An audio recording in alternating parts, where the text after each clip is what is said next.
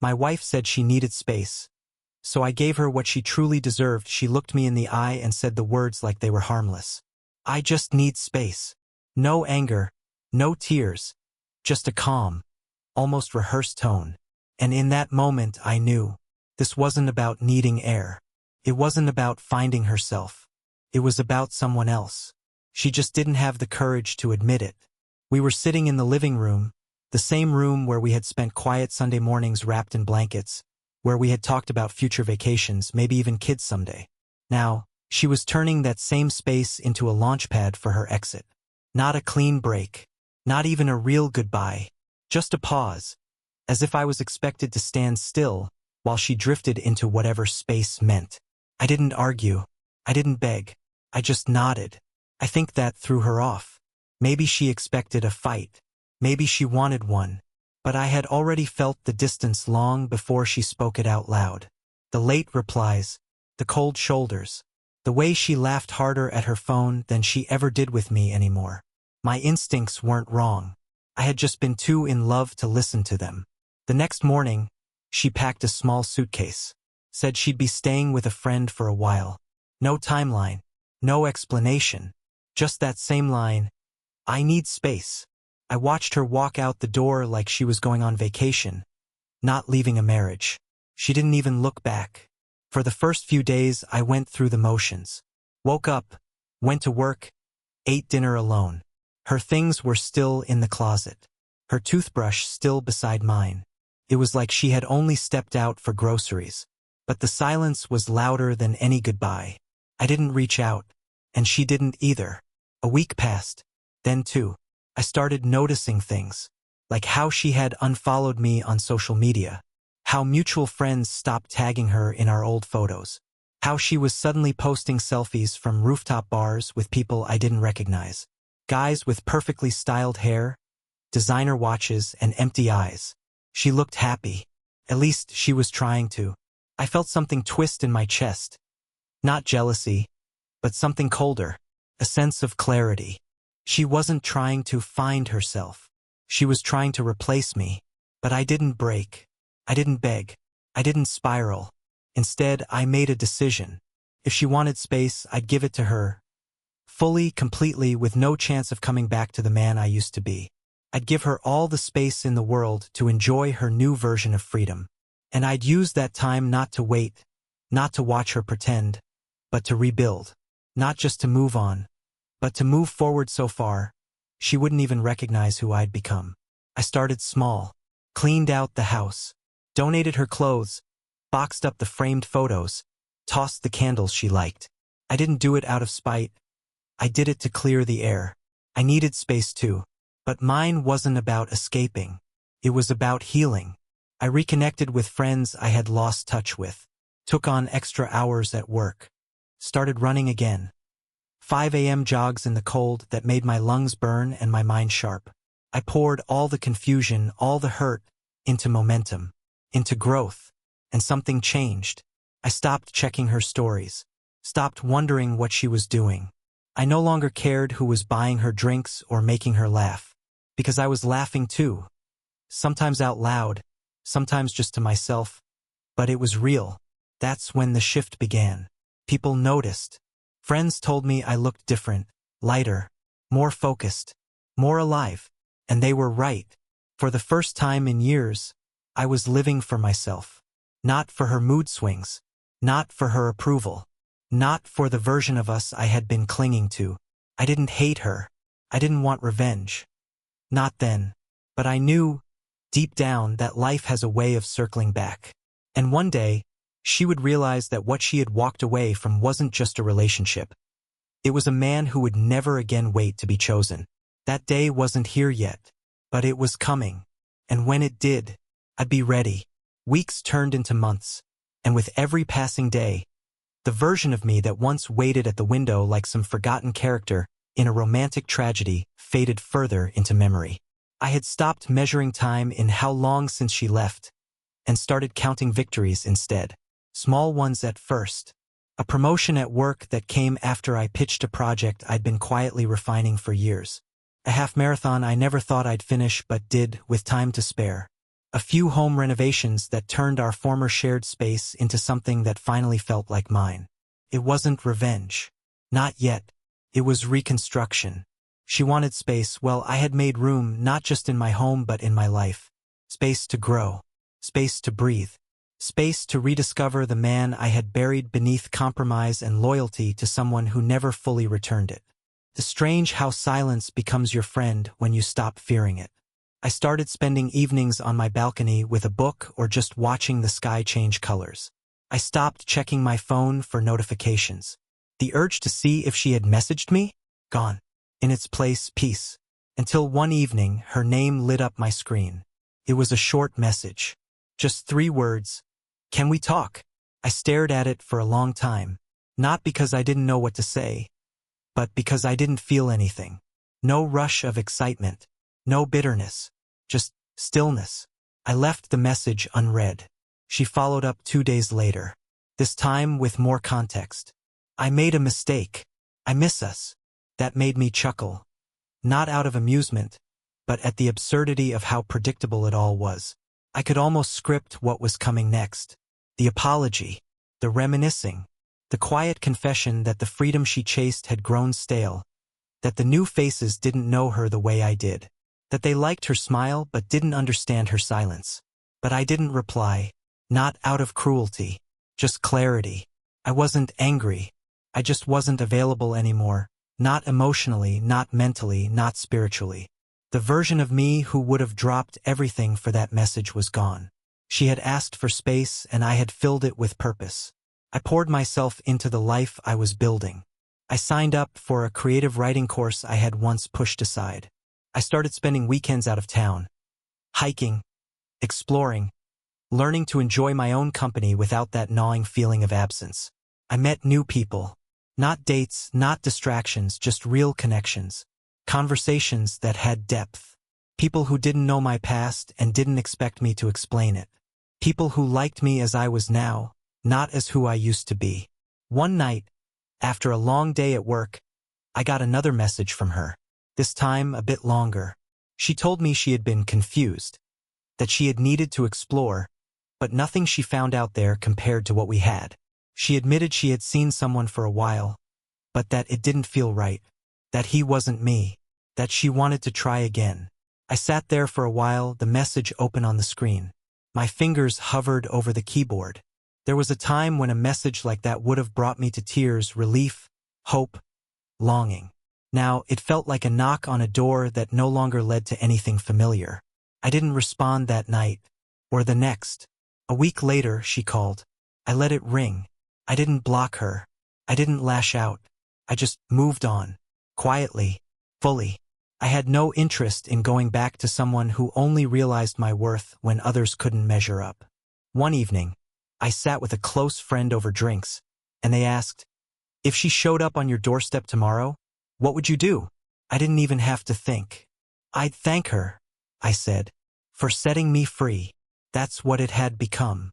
Not a betrayal, not a heartbreak, but a release. She had left me in search of something better, and in doing so, gave me the chance to become someone she'd never be able to reach again. That was the irony.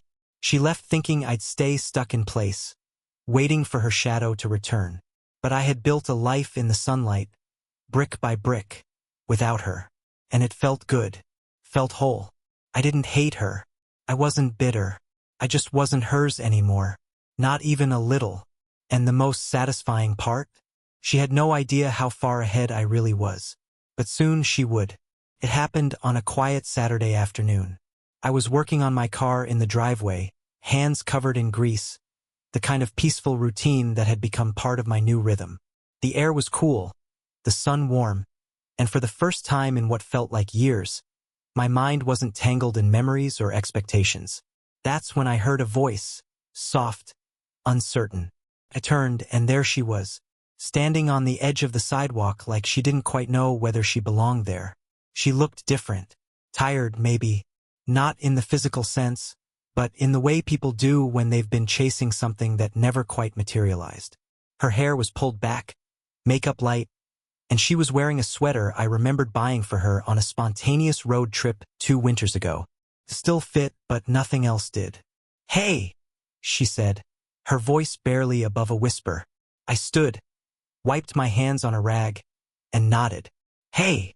The silence stretched. She wasn't smiling like she used to, and I wasn't rushing to fill the space like I once would have. She glanced at the car, then at me, searching for a crack in my expression. There wasn't one. "I've been thinking about you," she said finally.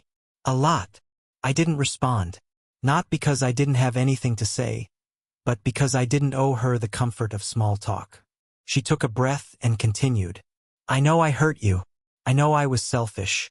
I thought I needed to find something different, but all I found was noise."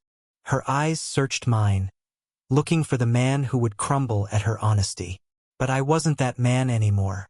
"I'm not proud of what I did," she added. "But I realized that no one has ever loved me the way you did. And I didn't appreciate it until it was gone." Still, I said nothing. She took a step closer, hands clasped in front of her, as if rehearsing the next line. "I miss you. I miss us. I want to fix this. It would have made sense once. To forgive, to open the door, to believe in second chances. But I had done too much work, too much healing to go backward." "You don't miss me," I said quietly. "You miss the way I loved you." That stopped her cold. She blinked, stunned into stillness. "I gave you everything," I continued. "Time, patience, loyalty. And when things got hard, you left. You didn't try. You didn't fight. You just walked." Her eyes glossed over, and she opened her mouth to respond, but I kept going. "And now you're back. Not because you suddenly remembered how much I meant to you, but because the world out there didn't give you what you thought you deserved." The truth hung between us, heavy and final. She looked away, jaw tightening, then looked back, a crack forming in the facade. "I thought you'd always be here," she whispered. "That was the mistake," I said. "You thought I'd wait. You thought I'd pause my life until you were done exploring yours. But while you were looking for better, I became better. Not for you. For me." Her face crumpled. I think that was the first moment she truly realized she had lost something she couldn't replace. "So, there's nothing left?" she asked, voice trembling. "There's nothing to fix," I replied. "Because the person you left isn't the person standing here now." She nodded slowly, tears clinging to her lashes.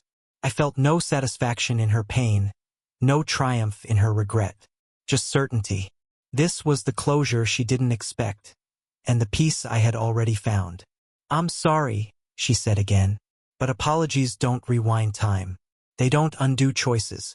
They don't resurrect what people bury when they're left to grieve alone." I watched her turn and walk away, shoulders hunched, pace slow. I didn't stop her. I didn't call out. I just picked up the wrench, crouched back down, and returned to what I was doing, because I had work to do. On the car. On my life. On the future that no longer included someone who couldn't choose me the first time. As I tightened a bolt, I felt calm. Not victorious, just grounded. She had made her decision, and I had made mine. Only one of us had moved forward, and I wasn't about to look back. In the weeks that followed her unexpected visit, I felt something I hadn't experienced in a long time: liberation. Not relief, not pride, but something deeper. A calm certainty that I had finally closed a chapter that had loomed over my life like a dark cloud. She had returned, not with anger or blame, but with regret, and in doing so confirmed everything I already knew. That I had grown, that I had risen, that I had moved beyond her reach. I didn't tell anyone she'd come by. Not at first.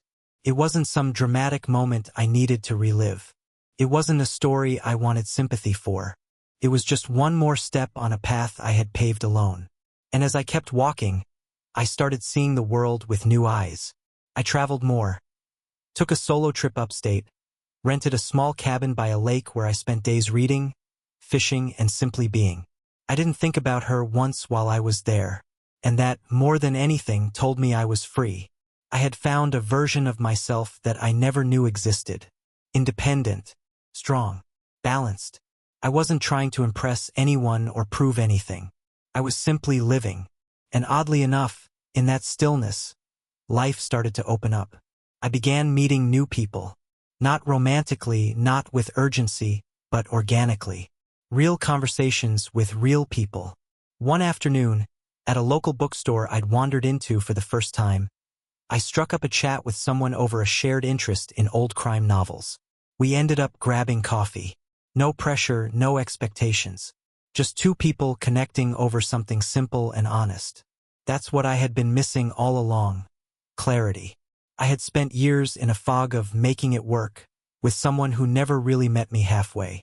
And now, I realized how much energy I had wasted trying to hold together something that had already been cracking at the seams.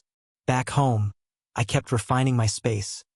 Painting walls, rearranging furniture, replacing things that reminded me of her with things that reflected who I was now. Art I liked. Music I actually listened to. Books that inspired me. Everything became intentional. My home no longer felt like a museum of lost love. Felt like mine. One evening, while scrolling through some old files on my laptop, I stumbled upon a folder of photos. Us on vacations. Us laughing at restaurants. Her leaning on my shoulder, eyes closed. For a second, I froze. Not out of pain, but habit. But then I looked closer. And I noticed something I hadn't allowed myself to see before. How tired my eyes looked. How forced my smile seemed. How distant she always appeared, even when she was right next to me. I didn't delete the folder. I didn't need to. Those photos didn't hurt me anymore. They didn't pull me back. They just reminded me of how far I'd come. The next day, I ran into a mutual friend. We hadn't spoken in a while, and after some small talk, they mentioned her. She's not doing great, they said. Seems like she's lost. Told someone she thinks she made the biggest mistake of her life. I nodded. Maybe she did, I said. But that's not my problem anymore. And I meant it. I wasn't cold about it. I just refused to carry someone else's consequences. She had made a choice. And so had I. That's the thing about walking away from someone who doesn't value you. You don't just reclaim your time. You reclaim your power. And once you do, there's no going back. Not even if they come crawling. Not even if they cry. You can have compassion without surrender. You can forgive without forgetting. I didn't need revenge. I didn't need her to suffer. Her life would play out as it was meant to. Mine already was. And I liked where it was headed. I had dreams again. Not shared ones, not compromised ones, mine. A business idea I'd shelved for years now had my full attention. I started working on it late at night, notebooks full of scribbles, plans, outlines. I wasn't building it out of spite. I was building it because I believed in myself again. Because somewhere along the way, I'd stopped waiting to be chosen and started choosing myself. That shift was everything. And it showed. People noticed the confidence in my voice, the strength in my posture. I wasn't the man she left. I was someone entirely new. Someone I was proud to be. And as the seasons changed and the weather grew colder, I looked back not with regret, but with gratitude. Her walking away had been the beginning of the best chapter of my life. I didn't need to erase her from my past. I just refused to let her define my future. Months had passed, and with every sunrise, the distance between who I used to be and who I had become widened into something permanent. It was no longer a phase, no longer recovery. It was my new life. Solid, fulfilling, and real.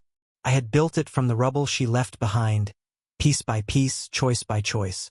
There was something sacred about rising from the ashes of someone else's betrayal without letting it define you. I wasn't just surviving, I was thriving. And soon, so was everything I touched. The business idea I had started sketching during those quiet nights turned into a reality. I launched my own consulting service. Something I had dreamed about for years but never pursued because I didn't think I could carry it on my own. I now had clients, freedom, and the rare satisfaction of waking up each day to something that was mine. Something that existed because I believed in myself more than I ever had. I moved into a new place too. Nothing extravagant. Just clean lines, open space, filled only with things that brought me peace. I didn't even think twice about leaving behind the home we once shared. It was time. And when I carried that last box out of the apartment, I didn't look back. because what was behind me didn't hold any part of me anymore. She reached out again. Not as often, but just enough to remind me she still hadn't let go. A message here and there, subtle attempts to stay connected, like she was testing to see if the door was still cracked open. But each time, I let the silence speak for me. Not out of bitterness, but because the person she was trying to reach no longer lived at that number. That man, the one who would have dropped everything just to hear her say his name with kindness again, was gone. He had been replaced by someone stronger, someone who didn't need to be loved to feel whole. And that, more than anything, was what set me free. One evening, I found myself sitting at a rooftop cafe with a group of new friends. The conversation flowed easily, the laughter real, the kind that didn't leave you feeling empty afterward. Someone asked about my past, relationships, love, loss. I paused, then smiled. I was married once, I said.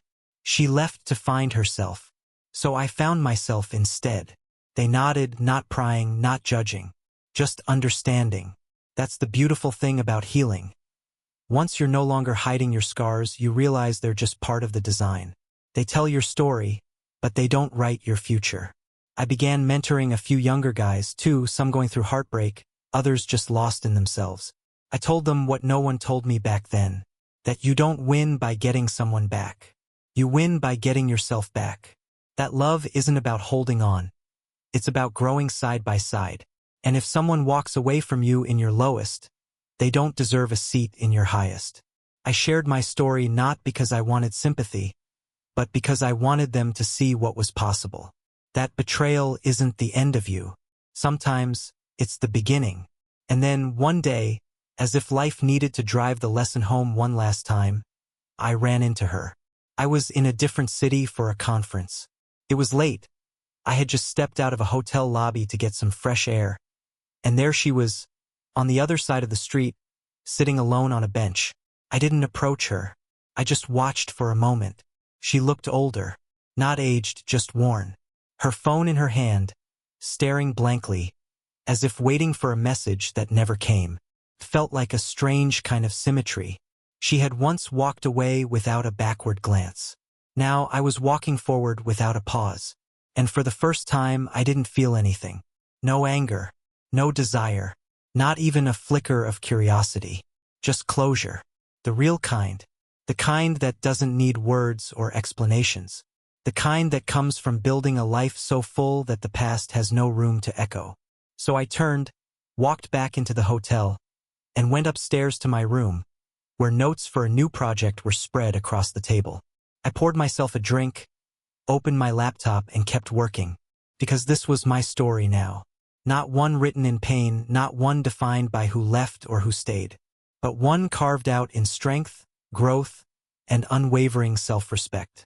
To anyone listening, if someone ever tells you they need space, let them have it. Don't chase them. Don't wait. Fill that space with purpose, with healing, with everything you once put into loving them. Put it into loving yourself. And when they come back, as they often do, you won't be angry. You'll be untouchable. Thank you for listening to my story. If it resonated with you, leave a comment and share your own experience. And if you want more powerful stories like this one, hit that subscribe button. I promise this journey is far from over.